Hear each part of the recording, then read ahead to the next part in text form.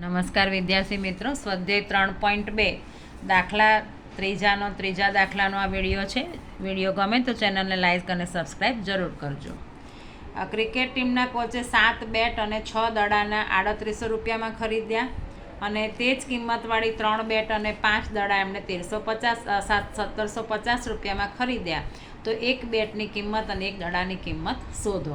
હવે જ્યારે આવો દાખલો હોય ત્યારે આપણે આમાં હંમેશા રકમની છેલ્લી લીટી વાંચવી. તો આપણે અહીંયા એક બેટ અને એક દડાની કિંમત શોધવાની છે. તો આપણે દાખલાની શરૂઆત ત્યાંથી જ કરવાની કે ધારો કે એક બેટની કિંમત x અને એક દડાની કિંમત y. હવે સમીકરણ બનાવીશું તો કે 7 બેટ અને 6 દડાની કિંમત છે, કુલ કિંમત છે 3800 રૂપિયા. હવે 7 બેટ છે, બેટ બરાબર આપણે x ધાર્યું છે એટલે 7x.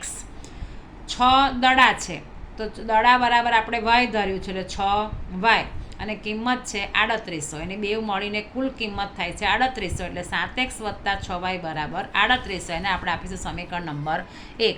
હવે આપણે આદેશની રીતે આપણે ગણીએ તો કાં તો એક્સને આ બાજુ લઈ જાઓ કાં તો વાયને. આપણે વાય અહીંયા રહેવા દઈએ તો આપણે એક્સને આ બાજુ લઈ જઈએ તો 3800 અહીંયા વત્તા 7x આ બાજુ આવે એટલે ઓછા 7x અને વાય જોડે જે સહગુણક ગુણાય હોય આવે છેદમાં. હવે આપણે રકમની જે બીજી લાઈન છે એ પ્રમાણે આપણે બીજું સમીકરણ બનાવીએ, પછી આપણે આદેશ મૂકીએ એમાં. તો કે અહીંયા 3 બેટ એટલે 3x, 5 દડા એટલે 5y અને એની કુલ કિંમત છે 1750. એટલે બીજું સમીકરણ બન્યું 3x + 5y બરાબર 1750. હવે આ વાયની જે કિંમત માટે આપણને જે આદેશ મળ્યો હતો એ આદેશ આપણે આ બીજા સમીકરણમાં જ્યાં વાય છે ત્યાં વાય ન મૂકતા આપણે આ જે આદેશ છે આપણે આદેશ લઈશું. એટલે 3x ના 3x, આ 5 ના 5 અને વાયની જગ્યાએ આપણે આ જે કિંમત મળી 3800 - 7x છેદમાં 6 અને અહીંયા 1750 આપણે જે અહીંયા કિંમત છે એ. હવે આપણે આ 5 છે 3800 જોડે ગુણાય તો 3800 × 5 કરીશું તો 19000 આવશે. હવે આ 5 છે આ 7 જોડે ગુણાય તો 7 × 5 = 35 એટલે 35x અને છેદમાં 6.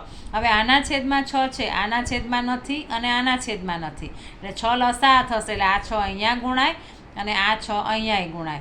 હવે 6 3 જોડે ગુણાય તો 6 × 18x, આ વત્તા 19000, આ ઓછા 35x અને આ 6 આપણે 1750 જોડે ગુણાય તો 1750 × 6 કરીએ તો 10500 થાય. હવે 18x - 35x તો 35માંથી 18 જાય તો 17.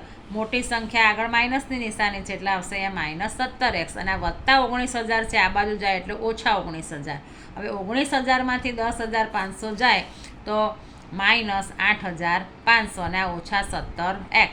હવે x છે, હવે ઓછા 17 આવશે છેદમાં તો અહીંયા 17 × 5 = 85 એટલે આપણે બે અંશ અને છેદ બંનેમાં માઇનસની નિશાની છે એટલે માઇનસની નિશાની નીકળી જાય.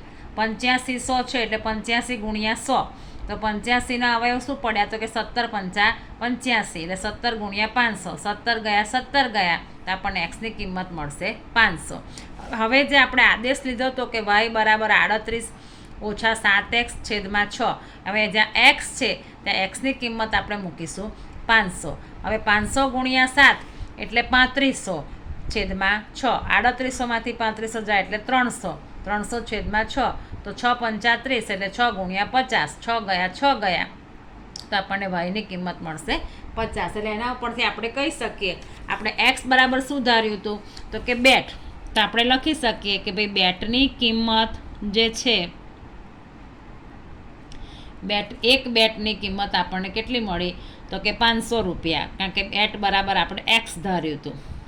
અને દડાની કિંમત, એક દડાની કિંમત આપણને કેટલી મળી તો કે 50 રૂપિયા. એટલે આ રીતે હવે આપણે તાળો મેળવવો હોય દાખલાની અંદર તો આપણે તાળો પણ મેળવી શકાય. આપણે આ દાખલાનો ભાગ નથી પણ આપણો જવાબ સાચો છે કે ખોટો એ ચેક કરવા માટે આપણે આ રીતે ચેક કરી શકાય.